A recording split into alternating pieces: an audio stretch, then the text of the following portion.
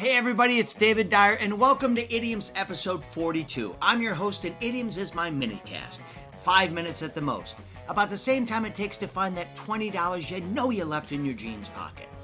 And as the name implies, I talk about idioms. Those phrases we say in everyday conversation that seem completely out of place, yet you know exactly what they mean by the way they're being used. Good!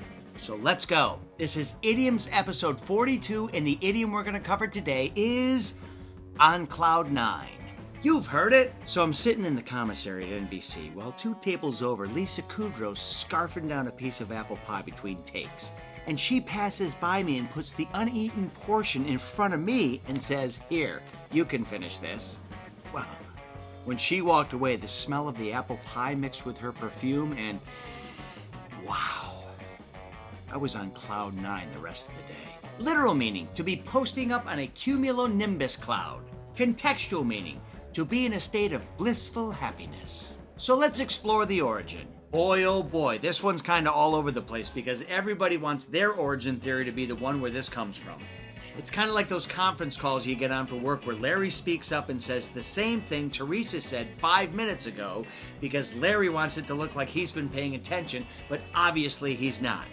It's kind of like that. So let's start off with phrases.org.uk because they do a good job of laying out a bunch of this stuff. And they say one of the theories states that the phrase comes from Buddhism, and that cloud nine is one of the stages on the path to enlightenment. But they say this doesn't really make sense because there are many more steps to achieving enlightenment, and why would you stop at 9? I mean, if you're blissful at cloud 9, just imagine what you could be at cloud 30. Anyway, they also say the first implication of cloud 9 comes from the U.S. in Elvin Pollock's Directory of Slang, The Underworld Speaks from 1935, where he says, "Cloud 8 befuddled on account of drinking too much liquor." Well, if that was the case, sounds like cloud 9 would be kneeling in front of the toilet. That doesn't sound blissful. Now, Quora.com says that their research in the Dictionary of American Slang from 1960 shows that the phrase may have originally been cloud 7, because the book's definition of cloud 7 was to be completely happy and perfectly satisfied. They also say that the phrase in its 7 form may have been due to its relationship to the term seventh heaven, and it may have been changed later to 9 because 9 is considered a mystical number. And it gets even more confusing now because worldwidewords.org says that in June 1947, the Los Angeles Times had an article about a sailboat race around Catalina Island, and one of the yachts in the race was called Cloud 9.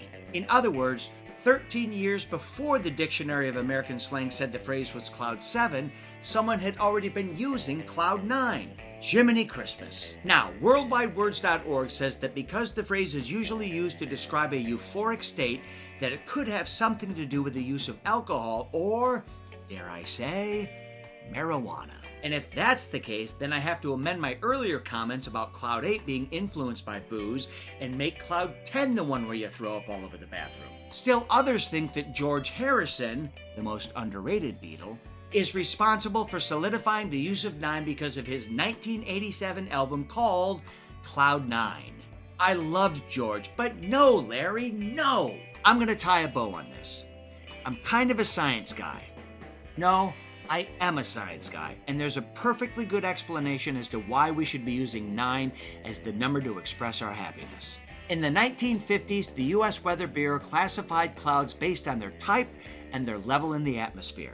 And the cumulonimbus, which are those beautiful fluffy clouds that reach the highest level of all clouds, were categorized as, you guessed it, cloud 9. Now, you're more than welcome to subscribe to whatever theory makes you happy. Whether it's the Buddhist path, the relationship to heaven, the moment of disconnected euphoria right before you barf, or the one that contains solid scientific data. Whatever one brings you blissful happiness is the one you should go with. Now that sounds like Buddhism. So that's it. Episode 42 of Idioms is complete, and if you just turned off the news and put your phone down once in a while, you could be on cloud 9 as well. I'm your host, David Dyer. Thanks for listening. Check back for new episodes every Tuesday and Friday, but until then, I'll catch you on the flip side.